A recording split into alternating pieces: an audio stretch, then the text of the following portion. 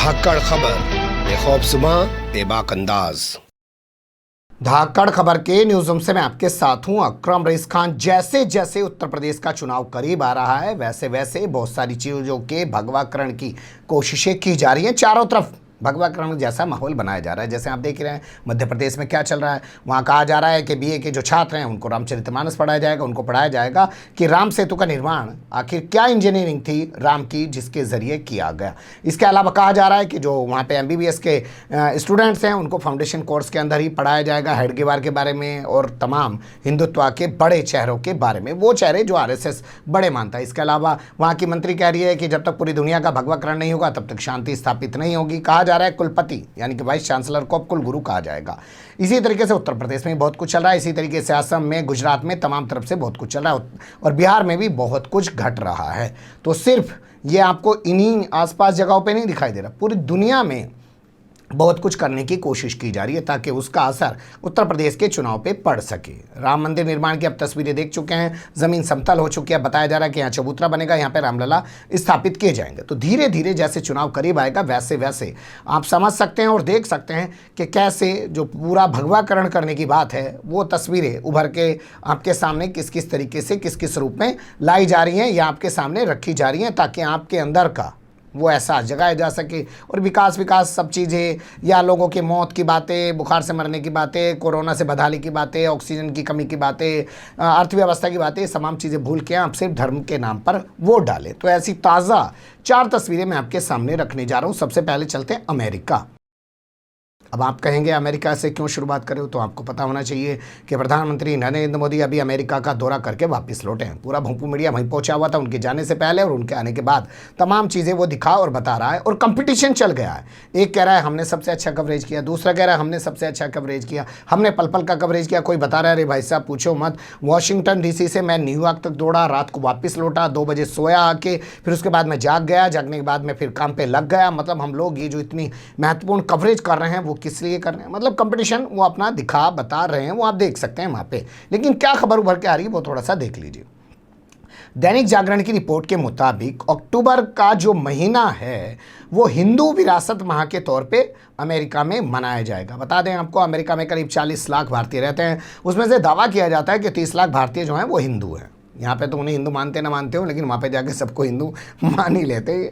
छोड़ दीजिए, उस मुद्दे पे भी कभी बात होगी। लेकिन जो चीज़ें निकल के आई हैं अखबार के जरिए वो आपके सामने रख देते हैं। टेक्सास में बताया जा रहा है कि वहाँ पे हिंदू हैं, फ्लोरिडा में बताया जा रहा है हिंदू हैं, न्यू जर्सी में बताया जा रहा है हिंदू हैं, ओहायो में बताया जा रहा है हिंदू हैं और मैसाचुसेट्स में बताया जा रहा है कि हिंदू हैं। इसके अलावा कई और राज्यों में भी हिंदू हैं। इसलिए एक मांग उठाई गई है विश्व हिंदू परिषद ऑफ अमेरिका के ज़रिए कि अक्टूबर का जो महीना है इसको हिंदू विरासत माह के तौर पे मनाया जाना चाहिए। तो यहीं हमारे जहन में सवाल पैदा हुआ कि ये जो अक्टूबर का महीना है हिंदू विरासत माह के तौर पे मनाया जाएगा, तो क्या ये अमेरिका के लिए है या फिर इसका भारत से भी कोई ताल्लुक है या भारत में भी ऐसा कुछ मनाया जाएगा। तो हमने खबर सर्च की, हमें भारत के ताल्लुक से कुछ मिल नहीं पाया। यही निकल के आया कि अमेरिका में ही ये मनाया जा रहा है। लेकिन आप देखिए ये खबरें किस दौर में सामने आ रही हैं।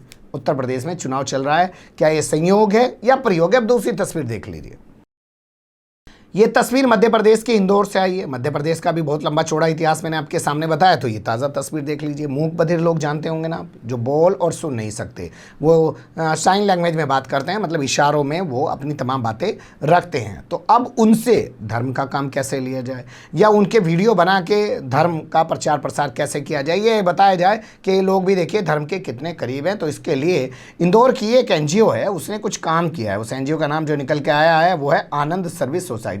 उसने बाकायदा कुछ संस्कृत के श्लोक हैं जो पहले उनको हिंदी में किया, हिंदी में कन्वर्ट करने के बाद फिर उनकी साइन लैंग्वेज तैयार की और फिर बताया जा रहा है कि RSS की शाखाओं में जो लोग मूक बधिर तौर पे आ रहे हैं उनको मातृ वंदना कराने के लिए प्रैक्टिस कराई जा रही है और बाकायदा वीडियो शूट कर करके डाले जा रहे हैं। अब आपको बता दें बहुत सारे लोग, आम आदमी भी जिनके पास ज़बान है, वो भी इशारों में बात करते हैं। जैसे आप धर्म का काम करते हैं तो उस वक्त आप ये तमाम चीज़ें आप उनको भी देखते होंगे, ईसाइयों को, वो सब भी करते हैं। तो एक साइन लैंग्वेज तो तब भी दिखाई देती है, लेकिन उनका नाम लेके मातृ वंदना के इस खबर को जो है शाया करवाया जा रहा है, पब्लिश करवाया जा रहा है। क्यों करवाया जा रहा है और किस माहौल में करवाया जा रहा है और टाइमिंग जो है वो क्या उत्तर प्रदेश के चुनाव के चलते है ये महज इत्तेफाक है या वाकई में कोई सोचे समझे तरीके से प्रयोग किया जा रहा है, ये आप तय कीजिएगा। लेकिन बताया जा रहा है कि 22 सितंबर को जब यहाँ पे मोहन भागवत पहुँचे तो उनके सामने प्रेजेंटेशन दिया गया और वीडियो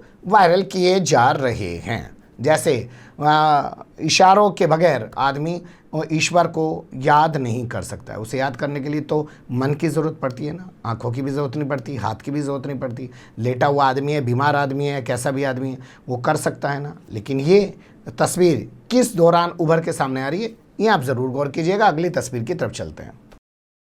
ये खबर हमारे पास उत्तर प्रदेश के बागपत से सामने आई। बागपत के सांसद आप जानते ही हैं, पहले मुंबई के पुलिस कमिश्नर हुआ करते थे। पिछली बार नरेंद्र मोदी सरकार में उनको कैसे जगह मिल गई, मंत्री थे, इस बार उनको मंत्री भी नहीं बनाया गया, जबकि उन्होंने तो बड़ा क्रांतिकारी काम किया। अजीत सिंह के लड़के जयंत चौधरी को यहाँ से उन्होंने हराया, जो अभी अपनी पार्टी के आरएलडी के सबसे बड़े मुखिया हैं, क्योंकि अजीत सिंह इस वक्त अब दुनिया में नहीं रहे हैं। हाल फिलहाल में इनका पगड़ी समारोह भी आयोजित किया गया। जानते हैं आप कि 2019 के चुनाव में अजीत सिंह ने मुजफ्फरनगर से चुनाव लड़ा था, वहां से संजीव बालियान ने उनको हरा दिया था। तो संजीव बालियान को तो मंत्री बना रखा है, लेकिन इनको मंत्री नहीं बनाया गया है।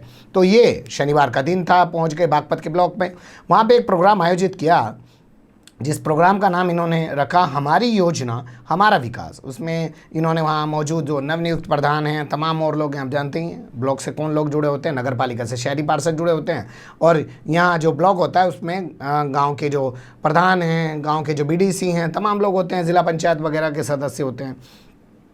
तो वो लोग यहाँ पे मौजूद थे। इस मौके पे इन्होंने कहा कि माहौल को बेहतर करने के लिए गांव-गांव में यज्ञ कराने की ज़रूरत है। तो अब इनका ये कहना कि माहौल को बेहतर करने के लिए गांव में यज्ञ कराने की ज़रूरत है। आप समझ सकते हैं, मान तो ये भी रहे हैं कि माहौल वाकई में ख़राब है और किसान आंदोलन के चलते वैसे ही माहौल ख़राब है।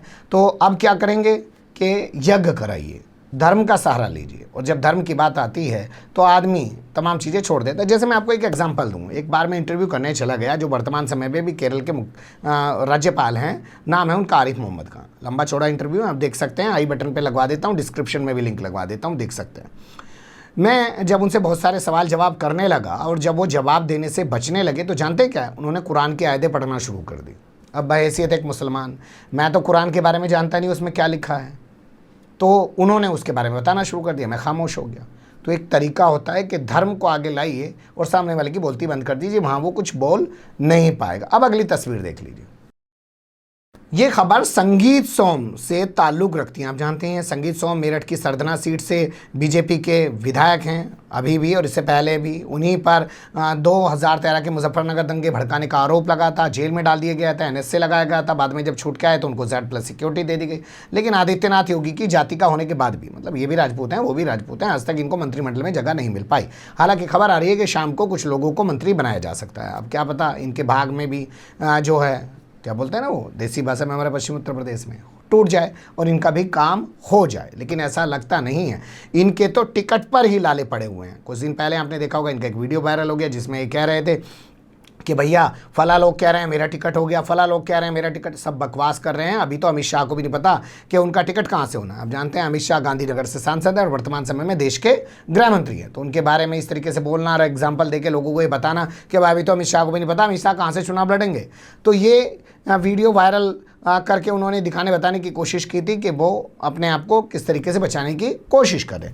अभी कुछ दिन पहले उनका एक वीडियो और वायरल हुआ जिसमें उन्होंने कहा कि मस्जिदों को तोड़ा जाएगा, फिर से मंदिर बनाया जाएगा, क्योंकि इन्हें लग रहा भैया टिकट तो मिल नहीं रहा।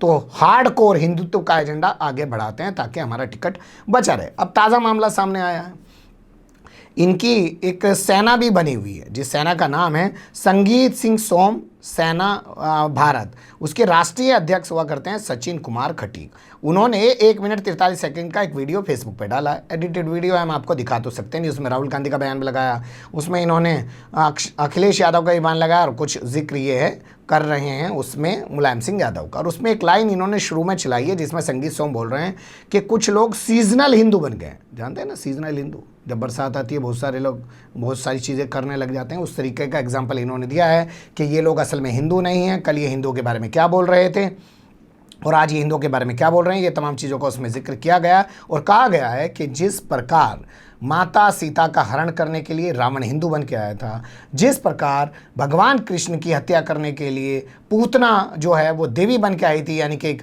हिंदू महिला का रूप धारण करके आई थी, उन्हें हिंदू धर्म का सहारा लिया था, ये ठीक उसी तरीके से विपक्ष के लोग हैं और वही सब ये कर रहे हैं। लेकिन कुल मिला के सबके पीछे एक लाइन तो आप समझ ही सकते हैं। जैसे चुनाव करीब आ रहा है तो संगीत सोम ने भी कहा कि मैं हिंदुत्व का बड़ा चेहरा बनूंगा, पता चला टिकट ही कट गया।